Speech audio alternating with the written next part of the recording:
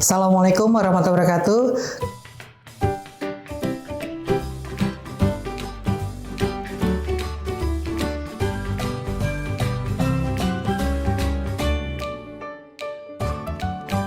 Oke, hari ini kita akan mempelajari mata pelajaran pemeliharaan kelistrikan kendaraan ringan. Oke, materi yang akan kita pelajari adalah tentang perawatan sistem kelistrikan. Perawatan sistem kelistrikan ada beberapa yang akan kita bahas di sini, yaitu yang pertama adalah sistem supply, yang kedua adalah sistem pengaman, yang ketiga adalah pengkabelan atau wiring harness, yang keempat ada sistem penerangan, kelima sistem starter, keenam ada sistem pengisian, sistem pengapian, sistem pendingin, dan juga sistem audio. Oke, untuk perawatan sistem kelistrikan pada sistem supply, ya contohnya di sini adalah baterai ya. Kita pakai baterai 12 volt. Oke, pada baterai sistem supply, baterai adalah sebagai penyedia energi listrik. Yang kedua, baterai juga sebagai penyimpan energi listrik. Yang ketiga, baterai sebagai stabilisator tegangan. Nah, pada sistem supply, perawatannya yang harus kita perhatikan adalah pertama adalah kotak baterai. Kotak baterai tidak boleh dalam keadaan pecah. Kenapa tidak boleh dalam keadaan pecah? Kalau dalam keadaan pecah, pada saat kita merangkai salah rangkaian, nanti akan mudah konsleting atau overload meledak. Nah, yang kedua yang kita cek adalah kabelnya. Cek kabel penghubung. Kabel penghubung tidak boleh dalam keadaan terkelupas, ya. Terus yang ketiga kita cek pin konektornya. Pin konektor tidak boleh dalam keadaan korosi atau berkarat. Kenapa tidak boleh berkarat? Karena bisa berkurangnya arus tegangan pada baterai. Terus kita cek lagi elektrolitnya, level elektrolit. Untuk elektrolit diusahakan kalau bisa dalam posisi tengah-tengah ya, tidak berada di posisi lower atau tidak berada di posisi upper. Jadi harus berada di tengah-tengah. Oke, yang kedua sistem pengaman. Sistem pengaman kita sebut di sini fuse atau sikring ya. Fuse berfungsi untuk membatasi jumlah arus listrik yang mengalir di dalam mobil. Yang kedua, sebagai pengaman komponen elektrolit lainnya sama-sama berada di dalam satu rangkaian listrik. Nah, pada fuse di sini sistem pengaman sebenarnya pada kelistrikan ada 3. Ya, yang pertama adalah fuse atau sikring, yang kedua adalah fusible, yang ketiga adalah circuit breaker. Nah, di sini saya akan contohkan adalah fuse ya. Nah, kalau pada gambar sini terdapat 1 dan 2. Nah, untuk yang 1 ini adalah fuse atau sikring. Di sini jenisnya ada 2, yaitu tipe cartridge dan juga tipe blade. Kalau blade biasa kita sebut dengan fuse PP, kalau cartridge kita biasa sebut dengan fuse tabung. Nah, pada gambar yang kedua ini adalah fusible. Ya, fusible ada tipe cartridge dengan tipe link. Nah, apa sih bedanya antara fuse dengan fusible? Nah, perbedaannya adalah yang pertama jumlah arusnya. Kalau untuk jumlah arus fusible dia lebih besar kapasitasnya. Ya, minimalnya adalah 30 ampere, maksimalnya adalah 100 ampere. Nah, sedangkan kalau pada fuse dia minimalnya 10 ampere, maksimalnya adalah 30 ampere. Oke.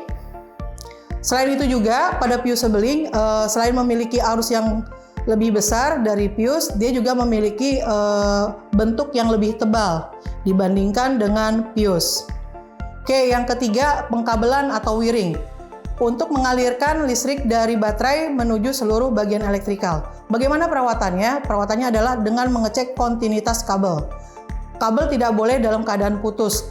Karena kelebihan arus atau faktor eksternal lainnya seperti terkelupas, kerendam air, atau digigit tikus sehingga mengakibatkan listrik bermasalah, yaitu contohnya konsleting. Oke, yang ketiga sistem penerangan atau lighting. Ya, di sini fungsi lighting adalah sebagai penerangan saat kondisi minim cahaya. Nah, contohnya adalah sebagai lampu tanda belok yang biasa kita sebut dengan lampu sein. Yang kedua lampu berhenti ya atau lampu rem. Yang ketiga contohnya adalah pada lampu mundur. Oke, itu salah satu contoh dari lighting ya atau sistem penerangan. Oke, yang keempat sistem starter. Starter di sini itu untuk memutar flywheel atau poros engkol pertama kali sehingga mesin dapat hidup. Setelah itu terjadinya siklus yang akan menghasilkan tenaga. Bagaimana kalau misalkan sistem starter rusak?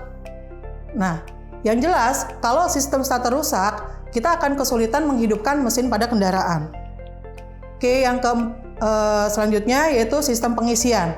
Nah, pengisian di sini untuk melakukan pengisian atau charging pada baterai ketika mesin hidup. Terus untuk mensuplai kebutuhan listrik ketika mesin hidup meliputi kebutuhan lampu-lampu dan aksesoris lainnya. Oke, bagaimana kalau alternator rusak? Yang terjadi adalah terjadinya malfungsi, yaitu sistem yang bekerja tidak sebagaimana mestinya. Oke, selanjutnya sistem pengapian. Sistem pengapian di sini adalah menyediakan percikan bunga api bertegangan tinggi pada busi untuk membakar campuran udara dan bahan bakar. Hampir sama dengan sistem pengisian. Apabila tidak bekerja, maka akan terjadinya malfungsi. Ya, di sini akan kesulitan menghidupkan mesin kendaraan. Oke, selanjutnya adalah sistem pendingin. Nah, sistem pendingin di sini berfungsi untuk mengontrol temperatur, untuk mengatur kelembapan, untuk mengontrol sirkulasi udara di dalam kendaraan. Penyebab sistem pendingin tidak berfungsi yaitu meningkatnya suhu kerja pada mesin, kapasitas oli mesin kurang, dan terdapat sirkulasi oli yang tersumbat, adanya selang radiator yang mengalami kebocoran, air radiator tidak dapat mengalir dengan baik, atau adanya saluran air radiator yang tersumbat. Yang terakhir, kondisi tutup radiator sudah tidak berfungsi secara maksimal. Oke, yang terakhir adalah sistem audio. Sistem audio di sini adalah untuk meningkatkan kenyamanan pengendara dan penumpangnya yang berada di dalam kendaraan. Bagaimana perawatannya? Yang pertama, yaitu matikan audio mobil sebelum mematikan mesin mobil. Yang kedua, gunakan CD original ya, jangan yang KW. Yang ketiga, bersihkan debu di head unitnya. Yang keempat adalah atur komposisi bass, treble, middle dengan teratur. Yang kelima, volume diusahakan tidak melebihi batas maksimal. Dan yang terakhir, bersihkan optik dengan CD cleaner. Ya, oke. Itu aja untuk pertemuan kali ini. Selanjutnya nanti akan kita bahas lebih lanjut, yaitu tentang sistem supply. Oke, mungkin ini aja dari saya akhiri. Wabillahi taufiq wal hidayah. Assalamualaikum warahmatullahi wabarakatuh.